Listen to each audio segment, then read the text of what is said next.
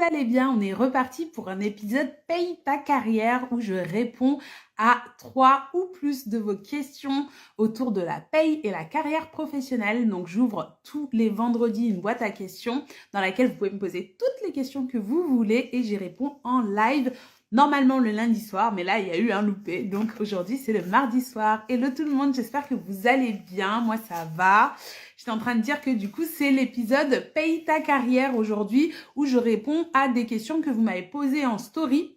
Donc j'ouvre la boîte à questions en story tous les vendredis et j'y réponds en live le lundi ou mardi soir.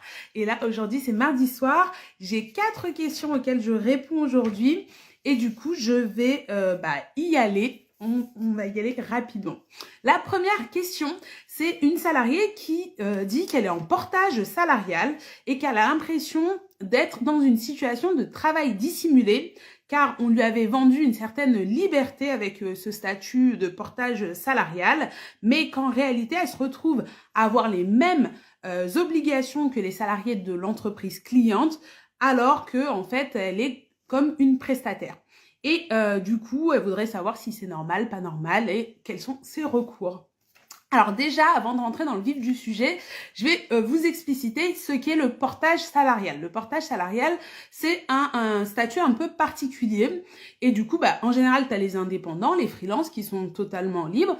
Et tu as les personnes qui sont salariées, donc qui ont un contrat de travail avec leur employeur et qui travaillent pour cet employeur. Il y a un statut un peu intermédiaire qui serait sur le papier le meilleur des deux mondes, qui est le portage salarial. Dans le portage salarial, il y a 3 personnes qui sont en contact. Il va y avoir l'indépendant ou le salarié en tout cas qui lui veut être à son compte et a envie d'exercer une activité indépendante. Il va y avoir l'entreprise cliente qui veut du coup recourir au service de ce salarié indépendant, mais le salarié, eh bien, il n'a pas envie en fait d'avoir le statut indépendant avec tous les risques que ça comporte et on va dire par rapport au statut salarié, c'est un peu moins avantageux.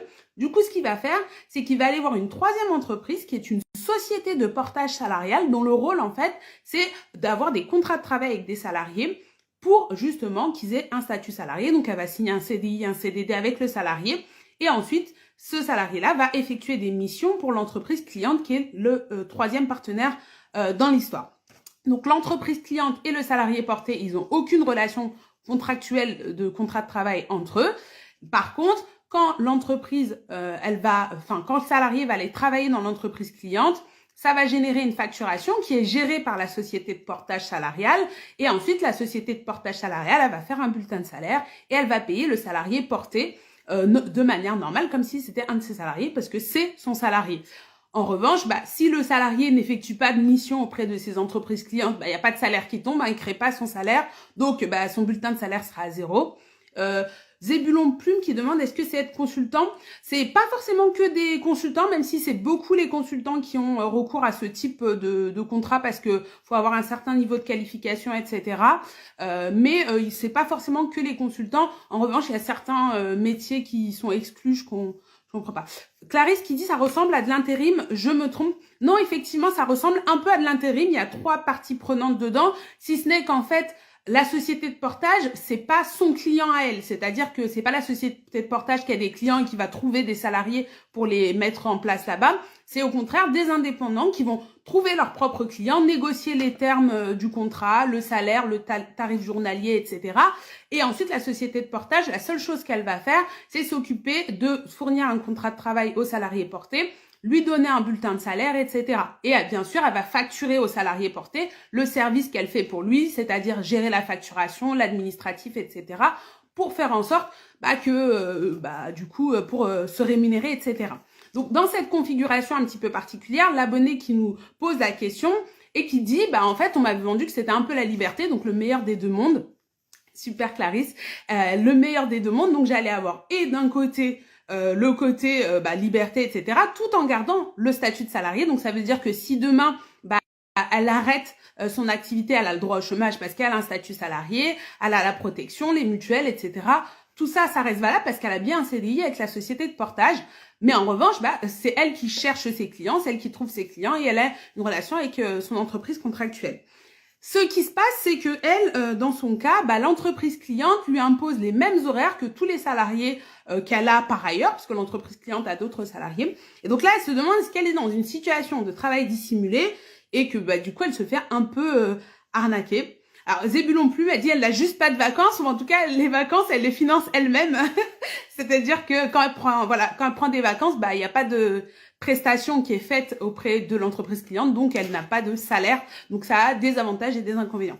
Et là, moi, je veux revenir. Pour moi, il n'y a pas de travail dissimulé dans le sens où, en fait, l'entreprise cliente, tu es prestataire chez elle. C'est-à-dire que tu n'es pas salarié de l'entreprise cliente, donc elle n'est pas en situation de travail dissimulé parce qu'elle te paye bien des factures. Et en plus, par ailleurs, ces factures sont facturées par une société de portage et cette société de portage paye toutes les cotisations puisqu'elle te verse l'argent à travers un bulletin de salaire et toutes ces cotisations, elles sont bien payées à l'État, à l'URSSAF, etc. Donc, le travail dissimulé, c'est quand tu vas travailler et qu'on va te donner de l'argent comme ça en direct ou en tant que prestataire de service, alors que normalement, tu devrais être considéré comme salarié de cette société. Donc, j'ai pas tout le détail, je sais pas depuis combien de temps elle est en contrat pour l'entreprise cliente, parce qu'il y a vraiment des règles assez strictes sur la durée pendant laquelle tu peux être avec le même client, etc. Mais toujours est-il que sur le principe, c'est pas pour moi une situation de travail dissimulé. Après, je ne suis pas avocate spécialisée en droit du travail, donc n'hésite pas à te renseigner auprès des avocats spécialisés pour voir si ce serait le cas. Mais ce sur quoi j'aimerais aussi attirer votre attention, c'est qu'il faut faire attention avec l'idée de liberté quand on passe prestataire ou indépendant. Dans tous les cas, quand c'est comme si demain, moi, je prends un indépendant pour venir faire ma peinture, je peux lui demander d'être présent de 9h à 17h. Ça veut pas dire que c'est devenu mon salarié. Ça veut juste dire que ton client, il a besoin de t'avoir dans sa boîte de telle heure à telle heure. Il a le droit de te le demander. Après, c'est une négociation. Soit tu acceptes, soit tu refuses. Donc, elle, contractuellement, son entreprise cliente ne peut pas lui imposer des horaires. Mais c'est une discussion. C'est-à-dire que si elle n'est pas contente ou si il lui demande ces horaires-là et qu'elle, ça lui va pas et qu'elle leur dit que ça leur va pas, potentiellement, il peut dire, on n'est pas fait pour travailler ensemble. Et effectivement, si elle a envie de travailler avec eux, elle va s'aligner aux horaires qu'ils demandent. Mais dans tous les cas, c'est elle qui doit négocier les horaires qu'elle a envie de faire si elle n'a pas envie d'être soumise à un certain type d'horaire, etc. Par rapport, mais c'est une négociation qu'elle doit avoir directement avec son client parce que en tant que salarié porté, c'est ton client et c'est pas le client de l'entreprise de portage salarial. Donc voilà pour cette première question qui était une question, ma foi, un petit peu longue. J'espère que ça a été clair pour tout le monde. Et de toute façon, il y a le replay si vous avez raté un petit bout. Deuxième question, j'ai une abonnée qui me demande, mon employeur doit-il me payer une compensation en accident du travail ? Alors, question que je comprends pas forcément complètement, mais je vais essayer d'y répondre. Donc, pour l'accident du travail, contrairement à la maladie, c'est quand, du coup, tu es au boulot et que tu fais un accident. Et du coup, dans ton cadre professionnel, ça va être considéré comme un accident du travail. Il y a une déclaration qui est faite. Et si tu es arrêté, tu seras en arrêt pour accident du travail. Et dans ces cas-là, l'indemnisation de la sécurité sociale est différente du cas où tu es en maladie non professionnelle, mais aussi, en général, dans les conventions collectives, etc., tu vas avoir un maintien de salaire qui est généralement plus intéressant que si tu n'étais pas dans le cadre que si tu étais dans le cadre d'une maladie classique. En revanche, une compensation outre que ça, par défaut, il n'y en a pas. Mais on pourrait imaginer que ton employeur a gravement manqué à son obligation de sécurité ou en fait ton accident du travail, c'était pas juste un accident, personne pouvait le prévoir et puis ça arrive, mais c'était vraiment on était en sous-effectif, il y avait plein de flags qui glissaient, ça faisait des mois qu'on le prévenait. Enfin voilà, plein de circonstances, on va dire aggravantes, et là potentiellement, faut peut-être se renseigner auprès d'un avocat parce que potentiellement on peut attaquer son employeur pour dire oui, là j'étais pas dans des conditions normales de sécurité, etc.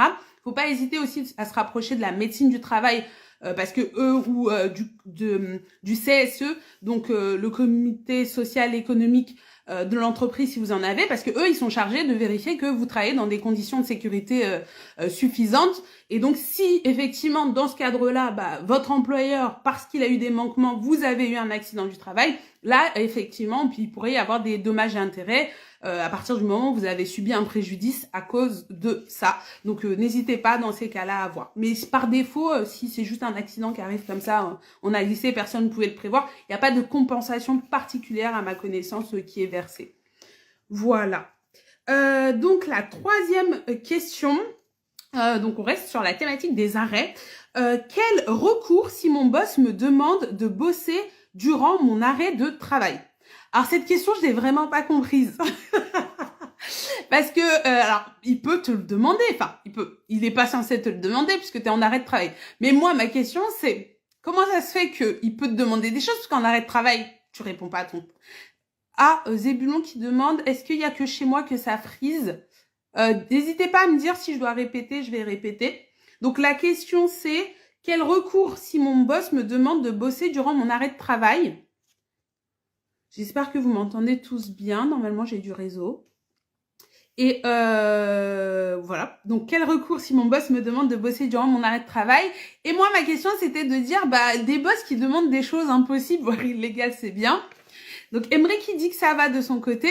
Mais en fait, si vous êtes en arrêt de travail, théoriquement, vous répondez pas à votre téléphone, vous êtes occupé à vous soigner.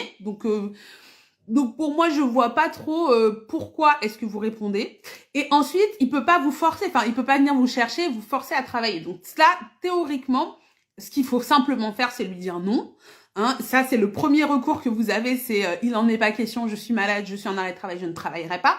Après, s'il est du genre lourdingue, relou, etc., n'hésitez pas à envoyer un courrier pour dire j'ai des agissements, ou aussi parce que souvent ça c'est les comportements de certains managers qui vont avoir tendance à vous truquer, et n'hésitez pas à envoyer un mail copie la RH ou un mail à la RH copie le manager en précisant que plusieurs reprises on vous a demandé de travailler alors que vous êtes en arrêt de travail, que l'arrêt de travail a été envoyé dans les temps à telle date, etc., et qu'on n'est pas censé vous demander, vous êtes malade. Donc ça c'est, on va dire, pour qu'on arrête de vous embêter, et c'est le cas le plus simple.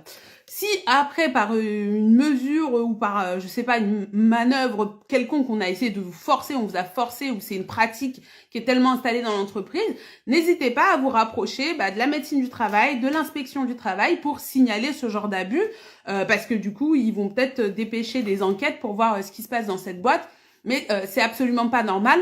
En tout cas, sachez que vous avez tout à fait le droit de refuser. Je vous encourage à refuser et l'employeur ne pourra jamais vous sanctionner ou faire avoir des représailles, en tout cas prouvées, pour dire oui, vous avez pas rendu tel dossier à telle date, j'étais en arrêt de travail, donc non, je l'ai pas rendu, quoi. C'est normal. Donc voilà pour la partie quels sont tes recours.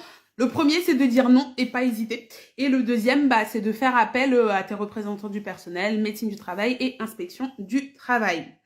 Et la dernière question, qui est une question très intéressante, je suis à 60%. Comment poser mes 25 jours de congé, donc sachant que je ne travaille pas le vendredi? Alors, pour poser les congés quand on est en temps partiel, c'est un cas qui est assez complexe pour les salariés, surtout quand y a une journée où on ne travaille pas comme ça. Parce que il faut savoir que même quand on est à temps partiel, tout le monde acquiert le même nombre de congés payés. C'est pas parce que une personne est à mi-temps, qu'elle travaille que 2 jours par semaine, par exemple, qu'elle aura, je vais rester sur le français plus simple, qu'elle aura moins de jours de congés que quelqu'un qui travaille 5 jours par semaine. Et vous allez me dire, oui, mais c'est pas juste, la personne, elle travaille 2 jours et elle a autant de congés que celle qui travaille toute la semaine, c'est pas juste. Faut savoir que ça se joue au moment du décompte des congés payés. C'est-à-dire que si par exemple je travaille que du lundi au jeudi, comme notre abonné qui travaille que du lundi au jeudi, eh bien quand j'ai 25 jours de congés par an, c'est que mes congés sont gérés en jours ouvrés. Et du coup, quand je pose une semaine de congé, je vais quand même poser 5 jours de congé. Parce que je pose une semaine entière de congé. Et une semaine entière de congé pour moi, ça va être lundi, mardi, mercredi, jeudi, vendredi. Donc, je vais poser 5 jours, même si habituellement, je travaille 4 jours. Alors que si, par exemple, j'étais à travailler du lundi au vendredi, j'aurais posé 5 jours. Donc, lundi, mardi, mercredi, jeudi, vendredi.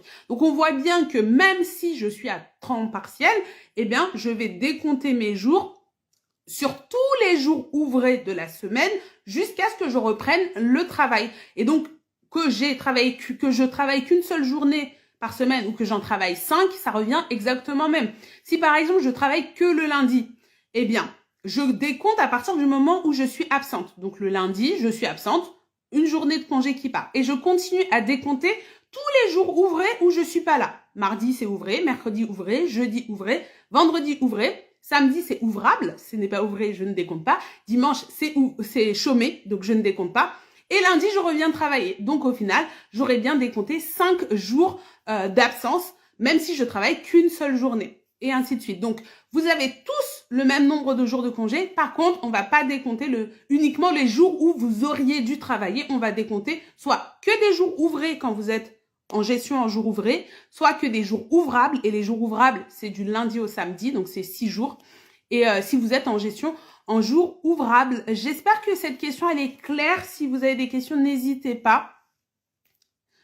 Oui, Zébulon Plume qui dit même pour les contrats étudiants qui ne sont pas en 35 heures, mais en mi-temps 15 heures ou 27 heures. Ouais, tout à fait. Peu importe le nombre d'heures, hein, même si tu fais que 9 heures par semaine. Par exemple, moi, je me rappelle, étudiante, je faisais 9 heures par semaine. Je bossais qu'un seul jour dans la semaine. Eh bien, on décompte tous les jours ouvrés ou ouvrables et on a tous le même nombre de jours de congé.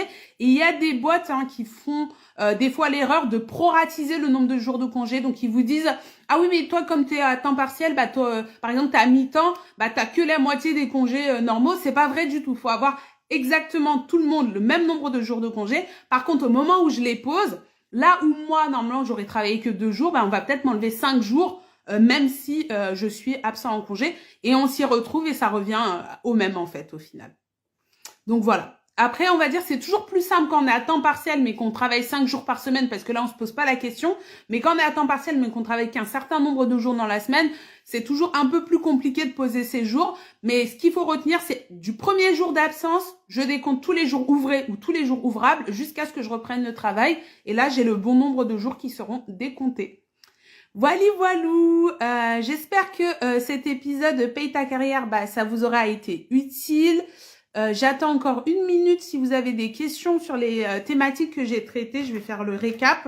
Donc, on a parlé portage salarial et justement, est-ce que une abonnée qui avait peur d'être dans une situation de travail dissimulé, moi perso, j'en détecte pas, mais je suis pas une experte du portage salarial ni une experte du travail dissimulé, donc n'hésitez pas. Du coup, ensuite, est-ce que ton employeur doit te payer une compensation en accident du travail? Eh bien, ça dépend, mais dans la plupart des cas, non. Si c'est un accident du travail, on va dire bien banal et bien normal, il n'y a pas de raison qu'il te verse de compensation. En revanche, en général, le maintien de salaire est plus favorable et la sécurité sociale indemnise un peu mieux en congé, en accident du travail. Et ensuite, quel recours si mon boss me demande de bosser durant mon arrêt de travail? Le meilleur recours, c'est de dire non ou de ne jamais répondre à ses appels. Et enfin, on a terminé par, quand on est à temps partiel, comment on pose ses congés. Et il y a Zébulon qui nous dit qu'effectivement, ça a été proratisé pour sa sœur qui travaille en mi-temps dans un supermarché. Eh bien, c'est un bon indicateur pour ta sœur de savoir qu'ils doivent pas être très doués sur les payes par là-bas. Donc, ne pas hésiter à double-checker ces bulletins de salaire et leur signaler que non, normalement, on devrait avoir la totalité des congés. Et c'est du coup plus complexe quand ils proratisent les congés parce que après il y a certains calculs qui se font pas bien, notamment au niveau de la base 10e CP. Mais bon, ça c'est un peu plus complexe. On va pas rentrer dans tout ce détail-là ce soir. Merci beaucoup à tous ceux qui ont assisté en live et sinon ceux qui ont raté un bout, vous inquiétez pas, le replay je le repartage dans la foulée et vous l'aurez sur le feed là juste après. Très très belle soirée à vous et puis on se dit à bientôt. On est toujours là en story pour ça.